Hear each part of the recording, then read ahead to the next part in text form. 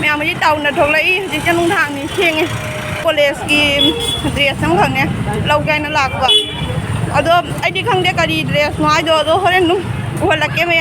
mayam na dum khang ma ki ma thau da ba ko ba oi ra su ne khang na ba ke location do dum ulak ya ba ai mayam ko hujik chatli khong na chatli ni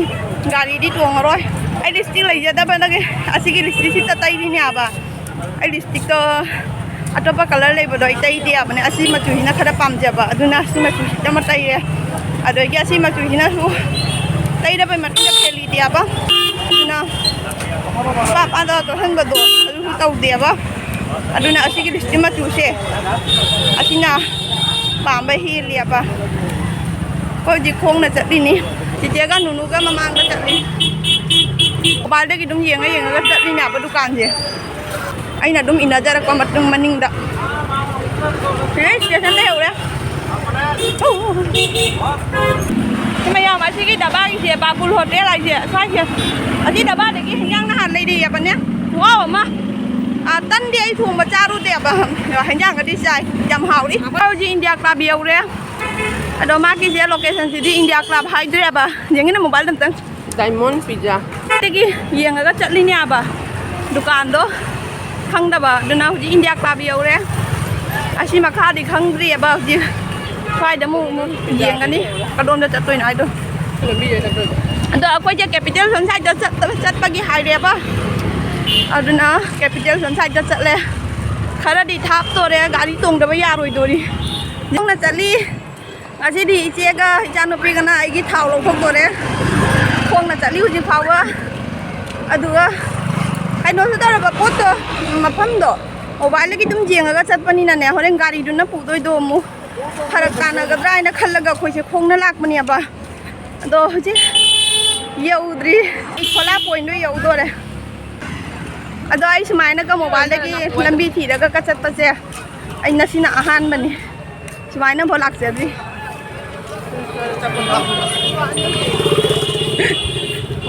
cha nó bị giàu hơn lên asi ba nàng cái giàu bây giờ thì asi đi giàu hơn lên bị điều đó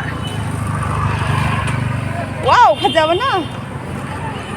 mà xin luôn list đã không đi nè lúc còn là cái thầy ấy rồi asi cái làm bị năng asi han belak giờ wow asi pam bị gì nè khơi mà khát lại than tao ini kupha giờ mà hay guru ni pali sia我姐hay guru ni pali sia kupha giờ mà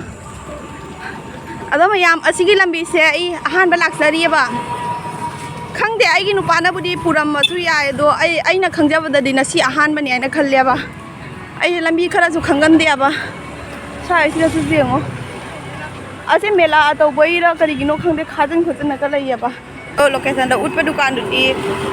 थोंथिंगिया बा अदुना को जी अतोपा फम the मो सटलानी आमा को हुजिकी लंबी दे थोंले आम का मुजी खोलागी खोला चफम लंबी दो अदोम दा लाए असिगा की दुम चखरगा मेट्रो फंगदोइने आबा जी टुकटुकी तोंगा लाए माकी ड्रेस तो कनो दा लाए नाहाता दा लाए बा दुना नाहाता दा डायरेक्ट कोई टुकटुकी तोंगा लाए नमु नाहाता दा बनुंग दा वीडियो लौबा यारगदी दुम जेंहलके मयाम दा सु शेयर तौरके जी जौगी सुनो आइगी मोबाइल जे बैटरी याउद्रे आबा डायरेक्ट नाहाता दा चतुरबनि जी नुआ खुफा जबनी ओचे खुफा जबनी ने मसाक जेहुने tao là cần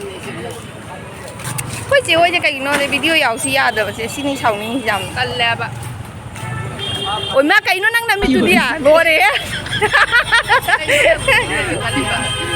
video nào màu đâu chị khôi nào tay đâu đấy mẹ em cái nào phải giờ với gì cái gì mà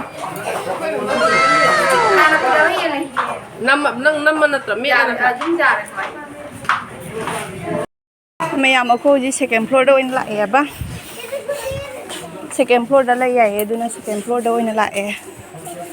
đó ai xem video bảo đi lâu chưa đi bên nhà bảo đó không để mình ngang cái đó không để tôi kỹ chú kỹ đi bảo không ra ngang đi cái gì đó kỹ bảo đi nó tê bảo tôi cái gì đi bên này nè đó là hạt tao rồi có số này xin mà nung luôn là chẳng ấy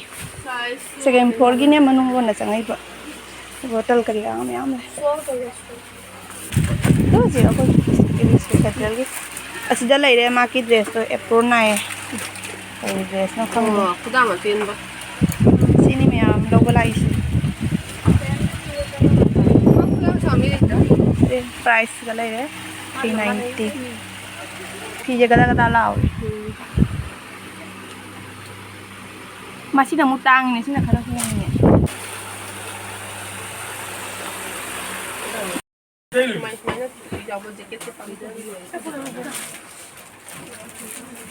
करम अदुइदो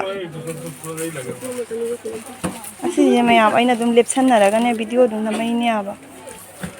नंग दो counter द पी बाय मखा द counter खुतांग अमा जेंगने सिंगनी कनो हेले सिंग मयाम नहाता दने आबा होजम नाइटी जु सोम द लेरे सि फजेने क्या ताइने यंग मनिंग लेंग मोन क्या ता 1200 बापरे ओ याम तांग दुगा फजाबदि खुफाजा मासी नुनु असिमदा हांदोरो ने ओइना हम तांदोरो खमा सि लोइना हम तांग हांदोरो खुफाजा खर खर जाग जाग हांदोरो ngang कने सिमसी अमा के मम लइनो से वा एकदम सॉफ्ट ओइबो तांगदि खुतांग अमा जांग सिलि लखि फजनि से खुफाजा अमा खलौनी आइदि सि याम पामे मचूजे पामे मचूजे पामे द मयाम ची जोलीरा खंग राधा कृष्ण जो लेरे आं खोग्रुप की दुकान द लाया सि नाता पोइन मनाक तनेबा नाता दुकान मनाक त लेबनेबा सिसे मयाम फजद्रा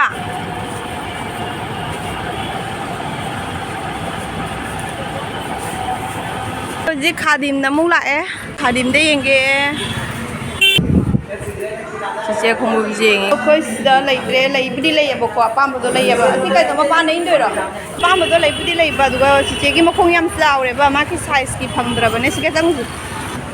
असि ऑपोजिट मो मुसंगे से सुपार काय नै बनि आबा दमयाम असि की दुकान सिगा मुला एस दा जेंगो खोंगु सिंगसे आई वारे बा हपत पंगमद्रे आबा दनै जे तुम फमगा लेरबनी असिदा पामसु हाइद्रने असि क्वेश्चन से ऑप्शन भी से असि पामसु हाइनद्रने अदुनि सिदा लेरिसे अदो से असि सिंगे चिचेना पामदबा मा के डिजाइन जे थीबा वादोरिबा माना पाममो से हौजी की दुकान को पामेबा पामबद साइज तो फंगदुइबा दुननियाबा जी अखोय से असि की ऑपोजिट मु लागतोरे ते ममिंग जे चलांटिकानी सिदि फजे आई से ममांग तौ खरबनी सुमाइ तरग वीडियो लो असी फजे असी गगिनी आबाई चानुपी की खुबु लौगिदुसु असी ये फजबने असी दुकान मिंजेन उहलके मयांदा आई गर गर गर चलिने अब ngang देमु चिंता ओइबने हमरा अदुनानी से मया मिंजेन आई समझें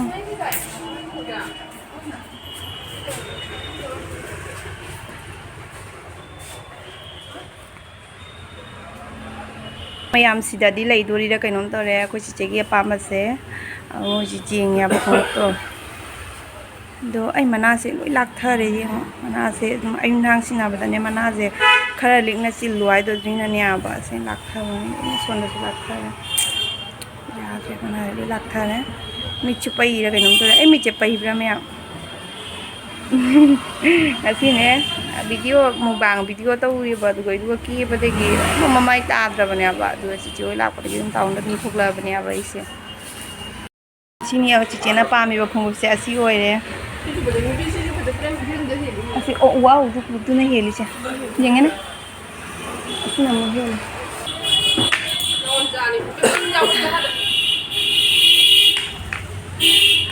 असी अनि जे पामे बको असी अनि जिगा ग्रीन जे ओइना लौबगी हारिबा